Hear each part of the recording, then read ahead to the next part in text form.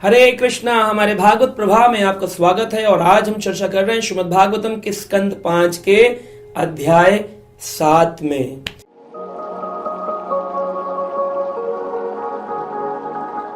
और इस 7वें अध्याय के श्लोक संख्या 1 में, इस पूरे अध्याय में भगवान ऋषभ देव के पुत्र भरत महाराज, जो उनके 100 पुत्रों में सबसे बड़े पुत्र थे, जिनके नाम से हमारे इस भारत देश का नाम पड़ा, उन भरत महाराज की क्रियाओं का वर्णन किया गया है। तो इसमें बताते हैं कि ऋषभ देव भगवान के जो पुत्र हैं भरत, उनके लिए शुकदेव गोस्वामी कह रहे हैं, भरतस्तु महाभागवतो यदा भगवतानीतल परिपालनये संचितितस्तद अनुशासनं परः पंचजननीं विश्वरूपा दुहितरम उपयेमे। भारतस्य, महाराज भरत, उनके बारे में वर्णन किया है कि महाराज भरत जो थे, उन्होंने अपने पिता के उपदेश, ऋषभ के उपदेश सुने और अपने जो राज्य था उसको बड़ी सुंदरता से भक्ति के नियमों के साथ चलाया, वर्ण आश्रम के नियमों से चलाया। एक राजा कैसा होना चाहिए, उन सब अनुसार उन्होंने अपना राज्य चलाया। भारत देश को नाम दिया भारत महाराज के नाम पर, भारत देश। और उन्होंने वैदिक यज्ञ किए, बड़े बड़े यज्ञ कुंड बना करके उन्होंने यज्ञ किए। और उन्होंने इस प्रकार भगवान श्री कृष्ण को, भगवान श्री विष्णु को प्रसन्न किया अपने यज्ञों के माध्यम से। जब उनका कार्यभार पूर्ण हो गया, अपने पुत्रों को कार्यभार सौंप के वो हरिद्वार की ओर चले गए और उन्होंने अपना अंतकाल भगवान के नाम कीर्तन में गुजारा। ऐसा वर्णन आता है भरत महाराज के बारे में 5वें स्कंद में। उन्होंने अपने ग्रस्त जीवन में ऋषभ देव के पुत्र भरत ने पंचजनी नामक स्त्री से विवाह किया और उनके कन्या हुई जिसका नाम विश्वरूपा था। और उनके कई सारे पुत्र हुए और उन पुत्रों में से मुख्य रूप से उनके पुत्रों के नाम बताए गए हैं। पहले पुत्र का नाम था सुमति, दूसरे पुत्र का नाम था राष्ट्रभृतः, तीसरे पुत्र का नाम था सुदर्शन, चौथे पुत्र का नाम था आवरण और 5वें पुत्र का नाम था धूमकेतु। ऐसे 5 पुत्रों को भरत महाराज ने जन्म दिया। विश्वरूपा नामक पुत्री को जन्म दिया। पंचजनी, अपनी पत्नी की सारी इच्छाओं की पूर्ति करी। एक सुंदर राजा, एक व्यवहारिक राजा, एक वैदिक राजा कैसा होता है, ऐसा उन्होंने करके दिखाया।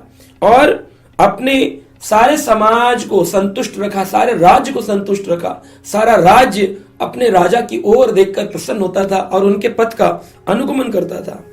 जब वो अपने अंतकाल में हरिद्वार गए और जब उन्होंने अपने घर का त्याग किया, तो वो सबसे पहले पुलह आश्रम में गए। पुलह आश्रम जो कि जहां पर उन्होंने सब्जियां खाई, फल खाए और भगवान विष्णु की प्रार्थना करी। और इस प्रकार धीरे धीरे उन्होंने आत्म साक्षात्कार को प्राप्त किया। उनके भजन से उनके अंदर अष्ट सात्विक विकार उत्पन्न होने लगे। जोर जोर से रोमांचकम प्राशु तरंग भाजो, उनके शरीर में रोमांच होता था। आपको कैसे पता चलेगा कि आपको सचमुच भगवान आपसे प्रसन्न हो रहे हैं, आपने भक्ति प्राप्त कर ली है? क्या नाम जब चल रहा है, टीवी देख रहे हैं और हम कथा भी सुन रहे हैं और खाना भी बना रहे हैं, गाड़ी भी चला रहे हैं, कुछ ना करने से तो ये बेहतर है। लेकिन उत्तम भाव प्रकट होते, पता चलता है हमारा कनेक्शन भगवान से हुआ कि नहीं। तब अष्ट सात्विक विकार प्रकट होते हैं, आंखों से आंसू आते हैं, शरीर में रोमांच होता है, रोंगटे खड़े हो जाते हैं, पूरा शरीर स्फुरित हो रहता है। प्रभु का नाम सुनते ही अश्रु प्रवाह धारा बहने लग जाती है, एक आनंद का अनुभव होता है। ऐसे महाराज भरत ने अपने पूरे जीवन काल में अनेक ऋग्वेद के मंत्रों को जपा और अंत काल में भगवत धाम गमन किया। तो भरत महाराज जो भारत के, जिनके काम से भारत देश पड़ा, उससे पहले इस देश को अजनाब कहते थे। तो कितना सुंदर जीवन भरत महाराज ने जिया और हमको शिक्षा दी कि एक राजा होते हुए भी, ग्रस्त होते हुए भी उन्होंने अपनी जिम्मेदारियां भी निभाई और भगवान का भजन भी किया। तो कई बार लोग सोचते हैं भजन करने के लिए मुझे जिम्मेदारियां छोड़नी पड़ेंगी। ये बिल्कुल गलत है, ऐसा कहीं शास्त्रों में नहीं लिखा। जिम्मेदारियां निभाओ, लेकिन भजन छोड़ दो यह कह के कि मेरी जिम्मेदारी है, इसको फिर मूर्खता कहेंगे। अपनी जिम्मेदारियां निभाने का जो बल है, वह आध्यात्मिक बल, स्पिरिचुअलिटी के बिना कोई भी व्यक्ति बहुत ऊंचा भौतिक जीवन नहीं जी सकता है। जैसे पेड़ में सुंदर पत्तियां टहनियां दुनिया को फल दिखते हैं, परंतु उसकी मूल जड़ अगर कच्ची हो जाए तो उसमें पत्तियां टहनियां एक समय में सूख जाएंगी। तो जितना भी व्यवहार हमें संसार में दिखता है, फल, पुष्प, पत्र, टहनी, डाल, यह सब की मूल है आध्यात्मिक जीवन। जो जड़ है, दिखता नहीं है, वह भूमि के नीचे है।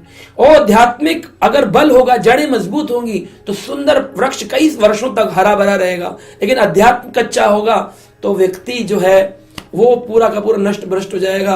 अधिक धन पाके भी वो प्रमत्त हो जाएगा, सब व्यवहारिक कुशलता उसको आती नहीं होगी, सब वेस्ट कर देगा, सब व्यर्थ चला जाएगा, उसका अपव्यय हो जाएगा जीवन का।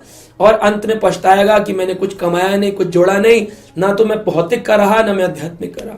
इसलिए जो लोग समझदार होते हैं वो अपनी जड़ों में पानी डालते हैं, अध्यात्म में पानी डालते हैं, उनका भौतिक भी बहुत सुंदर होता है और अध्यात्म सुंदर हो ही जाता है।